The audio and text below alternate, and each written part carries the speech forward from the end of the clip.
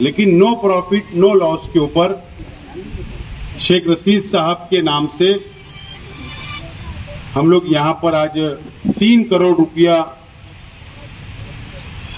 के फंड से संग बुनियाद रखने के लिए आज हम लोग मौजूद। मौके पर अजीत दादा पवार साहब का भी शुक्रिया अदा करना चाहता हूं। जिस वक्त तो मैंने लेटर दिया और अजीत दादा पवार साहब से कहा कि शेख रशीद साहब का इंतकाल हो गया और हम ये चाहते हैं कि शहर के अंदर एक स्टडी सेंटर उनके नाम से कायम हो, उन्होंने 3 करोड़ रुपया अपने हिस्से का, मैं क्या बोल रहा हूं साफ तौर पर, अपने हिस्से का 3 करोड़ रुपया माइनॉरिटी फंड जो उनको मिला था, उन्होंने अपने हिस्से का 3 करोड़ रुपया शेख रशीद साहब के नाम से वक्फ किया और उसको मंजूरी दी। हमने उसकी पूरी कानूनी प्रोसीजर की और हमने ये जगह चॉइस की और ये 11,500 स्क्वायर फीट के म्युनिसिपल कॉर्पोरेशन की जमीन के ऊपर आज हम लोग इसका संगे बुनियाद रखने के लिए सब लोग जमा हुए। शेख रशीद साहब के पुराने साथी दोस्त शेख शब्बीर साहब मंच पे तशरीफ फरमा, मेरे बड़े अब्बा शेख रफीक साहब, और मंच पे तशरीफ फरमा हमारे मोहल्ले के तमाम ही जिम्मेदारान, मेरे सामने बैठे तमाम ही हमारे बुजुर्ग हजरात, तमाम ही नौजवान साथी दोस्तों और साथियों, सबसे पहले मैं मेरी जानिब से आप आए हुए तमाम ही मेहमानों का मैं इस्तकबाल करता हूं और आप लोगों का शुक्रिया अदा करता हूं। आज हम लोग मालेगांव शहर के लिए एक तारीखी प्रोग्राम के अंदर सब लोग आज हम लोग यहां पर जमा हुए हैं और मालेगांव शहर का पहला नो प्रॉफिट नो लॉस, ऐसे नीट सेंटर स्टडी सेंटर बहुत शहर में है, लेकिन नो प्रॉफिट नो लॉस के ऊपर शेख रशीद साहब के नाम से हम लोग यहां पर आज 3 करोड़ रुपया के फंड से संग बुनियाद रखने के लिए आज हम लोग मौजूद हैं। शेख रशीद साहब का इंतकाल हुआ और शेख रशीद साहब का सियासी सफर इसी मोहल्ले से शुरू हुआ। काउंसिलर शेख रशीद साहब बने, सदर बल्दिया बने, मेयर बने, एमएलए बने और 40 साल सियासी जिंदगी समाजी काम में, शहर के विकास के लिए, शहर के डेवलप के लिए, शहर के गरीबों के लिए, शहर के अमीरों के लिए, शहर के मजदूरों के लिए, शहर के बुनकरों के लिए, हर वो खास वो आम आदमी के लिए शेख रशीद साहब ने अपनी 40 साल सियासी जिंदगी आवाम के लिए वक्फ की। और एक इत्तेफाक देखो आप कि जब शेख रशीद साहब का 40 साल हम लोग ने जश्न बनाया तो इसी मुकाम के ऊपर बनाया, यही मंच लगा हुआ था और यही शहरी इस्तकबाल शेख रशीद साहब को हमने दिया और वो आखिरी प्रोग्राम था। उसके बाद शेख रशीद साहब की तबीयत बिगड़ने लगी, खराब होने लगी और उसके बाद शेख रशीद साहब हमको छोड़कर दुनिया से चले गए। काफी हमारे साथियों ने, काफी हमदर्दों ने कई तजावीज हमारे अपने पास लाई कि शेख रशीद साहब के नाम से ये फला रास्ता रखना है, फला मोहल्ले का नाम रखना है, फला इमारत का नाम रखना है, फला हॉल का नाम रखना है। लेकिन मैं और हमारे तमाम ही परिवार के लोगों ने उनसे माजरत चाही कि रुकिए, हमको ऐसा एक काम करना है जो हमारे शहर के आने वाले, हमारे कौम के बच्चे, हमारे शहर के मुस्तकबिल, उनके लिए हम कुछ तालीमी काम करना चाहते हैं। इसके लिए आप थोड़ा सब्र कीजिए और अल्लाह का करम है। मैं इस मौके पर अजीत दादा पवार साहब का भी शुक्रिया अदा करना चाहता हूं। जिस वक्त तो मैंने लेटर दिया और अजीत दादा पवार साहब से कहा कि शेख रशीद साहब का इंतकाल हो गया और हम ये चाहते हैं कि शहर के अंदर एक स्टडी सेंटर उनके नाम से कायम हो, उन्होंने 3 करोड़ रुपया अपने हिस्से का, मैं क्या बोल रहा हूं साफ तौर पर, अपने हिस्से का 3 करोड़ रुपया माइनॉरिटी फंड जो उनको मिला था, उन्होंने अपने हिस्से का 3 करोड़ रुपया शेख रशीद साहब के नाम से वक्फ किया और उसको मंजूरी दी। हमने उसकी पूरी कानूनी प्रोसीजर की और हमने ये जगह चॉइस की और ये 11,500 स्क्वायर फीट के म्युनिसिपल कॉर्पोरेशन की जमीन के ऊपर आज हम लोग इसका संगे बुनियाद रखने के लिए सब लोग जमा हुए। नदीम सर ने और काफी हमारे साथियों ने मशवरे दिए, बिल्कुल सच बात है। सिर्फ इसको नीट क्लासेस का नाम हम लोग अखबारात के जरिए हम लोगों ने फ्लैश किया, आवाम तक पहुंचाया, लेकिन हमारा ये मकसद है, जो दावतनामा, ये जो इश्तिहार हमने छापा है अखबारात के अंदर, हमारा ये मकसद है। सबसे पहले तो मैं इसकी खुसूसियात क्या है मैं ये बताना चाहता हूँ। ये 8 कमरा होगा, यहाँ पर बड़ा बड़ा 8 कमरा स्टडी सेंटर जो क्लासेस चलेगी। एक ऑडिटोरियम होगा जो शेख खलील मरहूम उनके नाम से ऑडिटोरियम का नाम रखा जाएगा, जो 200 चेयर का होगा, जिसमें कंबाइन लेक्चर बच्चों के लिए वहां पर करवाए जाएंगे, ताकि बाहर से कोई अगर मेहमान आए तो उन लोगों को अच्छा ज्ञान दे सके, उन लोगों को अच्छा लेक्चर वगैरह दे सके। इसके लिए एक ऑडिटोरियम ऊपर होगा।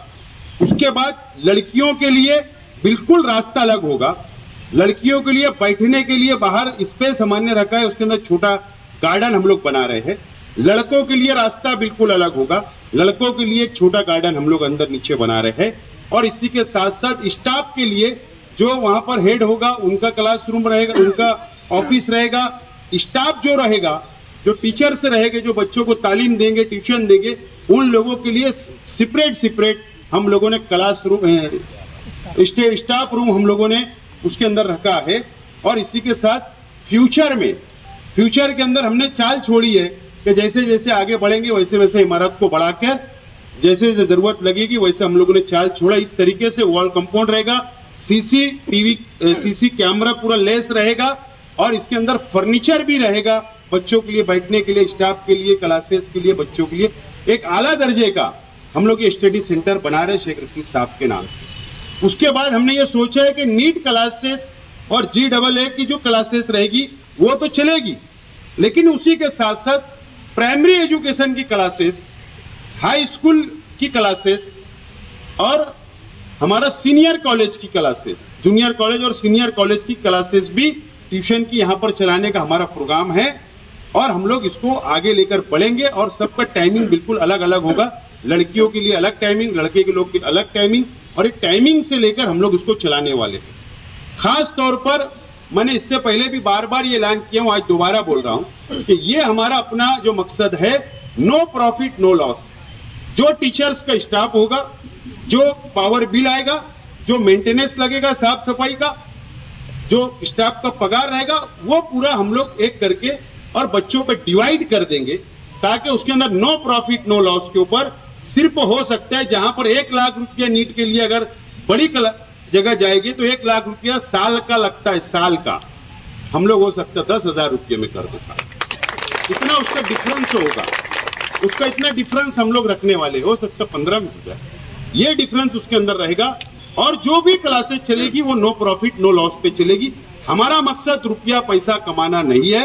हमारा मकसद ये शहर के बच्चों को, ये शहर के गरीबों के बच्चों को, ये शहर के मजदूरों के बच्चों को, छोटा मोटा धंधा व्यापार करने वालों के बच्चों को हम ये चाहते हैं कि वो भी डॉक्टर बने, वो भी इंजीनियर बने, और वो भी तालीम हासिल करे, और वो भी आगे बढ़े, और वो भी वक्त के साथ साथ में चले, वो पीछे ना रह जाए और अमीर का बच्चा आगे ना निकल जाए। ये हमारा अपना मकसद है।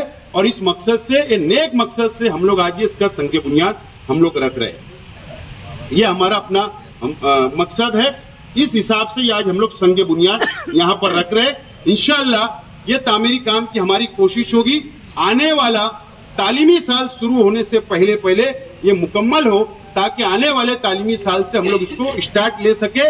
और ये हम लोग मोहल्ले के लिए और शहर के लिए ये कंबाइंड स्टडी सेंटर होगा। सिर्फ ये मोहल्ले का रहेगा ऐसा नहीं है, बल्कि कहीं का भी बच्चा आएगा तो उसके लिए हम लोग तैयार है। एक गुंजाइश हमने इसमें और रखी है कि अब अगर बहुत ही गरीब का बच्चा आ गया तो उसके पास 10 और 15 हजार रुपये भी देने की अगर उनके पास पोजीशन नहीं है तो उसके लिए क्या, वो नहीं छूटना चाहिए। तो हमने ये तय किया कि वो बच्चे का भी एडमिशन लेंगे, लेकिन हम क्या करेंगे, कोई साहिब हैसियत है उससे बात करेंगे कि ये बच्चों की तालीम का खर्चा आप उठा लो, आप इसको गोद ले लो, लेकिन इसको तालीम दिला दो, ताकि उसका सवाब आपको भी मिलता रहे। ये हमारा अपना मकसद है। इस हिसाब से हम लोग इसको प्रोग्राम बना के आगे चल रहे, ताकि ये शहर के जो हमारे नौजवान आने वाली नस्ल है, इसका स्कूल को फायदा भरपूर मिलना चाहिए। ये हमारा अपना मकसद है, इसीलिए आज हम लोग सब यहाँ पर जमा हुए और ये संग बुनियाद रखने का एक बड़ा मैं प्रोग्राम करना चाहता था। पूरे तालीमी अदारों को बुलाना चाहता था, टीचर्स, डॉक्टर, सबको बुलाना चाहता था, लेकिन आचार संहिता का डर लग रहा है कि 2 दिन में, 3 दिन में, 4 दिन में कभी भी लग जाए।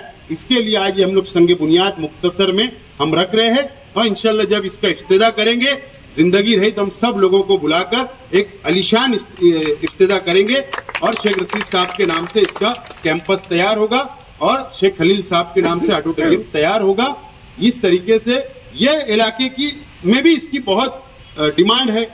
ये इलाका अल्लाह का करम है कि बहुत अच्छा डेवलप होता जा रहा है। शेख रशीद साहब की देन है, हमारे कॉर्पोरेटरों की मेहनत है, ये बहुत अच्छा डेवलप हो रहा है। बच्चियां बहुत जगह उधर अगर रोड क्रॉस करके लड़कियों को जाना पड़ता है, वो लड़कियां यहीं रह जाएगी, क्लासेस मिलेगी, इलाके का डिमांड होगा, एक माहौल तालीमी हमको हमारे मोहल्ले के अंदर, हमारे शहर के अंदर मिलेगा। इसकी हमारी अपनी हमेशा कोशिश रही है और हमने ये मोहल्ले को हम सब लोगों ने मिलकर, अल्लाह का करम है, बहुत अच्छी तरीके से हम लोग संभालते हैं। हमारे मुखालिफ कुछ भी बोले हजार खोली को, लेकिन हमारे जो यहाँ रहने वाले हैं उनको पूरा भरोसा और एतमाद है कि हम लोग कैसे लोग हैं और हमारे साथी कैसे लोग, सबको एतमाद है।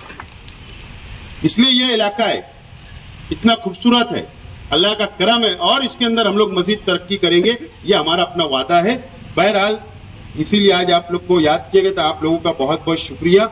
मैं इस मौके पर शेख रशीद साहब के 1999 से पहले के साथी, मैं क्या बोल रहा हूँ, शेख रशीद साहब 1999 में सदर एमएलए बने, लेकिन उससे बहुत पहले के साथी, उनके दोस्त जियाउद्दीन बाबा सिद्दीकी साहब, जो शेख रशीद साहब के साथ 10 साल एमएलए भी रहे, वजीर भी रहे और एक वक्त में जब कांग्रेस की हुकूमत थी तो वो यहाँ के संपर्क मंत्री भी रहे नासिक जिले के, और उनका बहुत अच्छा राब्ता और आना जाना रहा।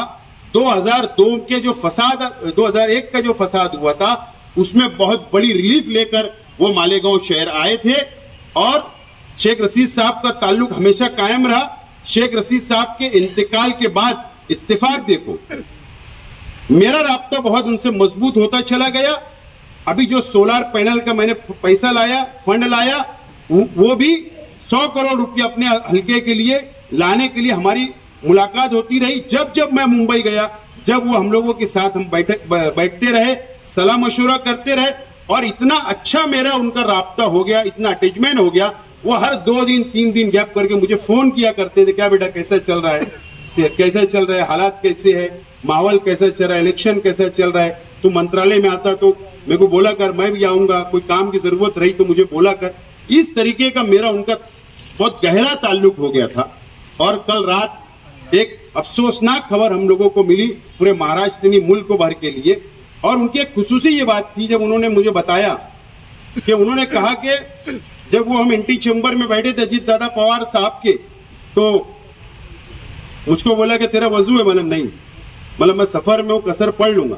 बोले नहीं, मेरी 5 वक्त की नमाज चल रही, मैंने 5 वक्त की नमाज शुरू किया हूं, तो बोले मैं पढ़ लेता। वो एंटी चेंबर में गए, वजू किया, मेरे साथ जब तक बैठे रहे, 3 वक्त का टाइम आया नमाज का, 3 वक्त उन्होंने नमाज पढ़ा। और कल हमको बहुत अफसोसनाक खबर मिली कि उनको किसी ने गोली मार दी, 2 लोगों ने, 3 लोगों ने गोली मार दिया और उनका इंतकाल हो गया। मैं अल्लाह से दुआ करता हूं, अल्लाह ताला उनकी मगफरत करे, अल्लाह ताला उन्हें जन्नतुल फिरदौस में आला से आला मुकाम अता करे।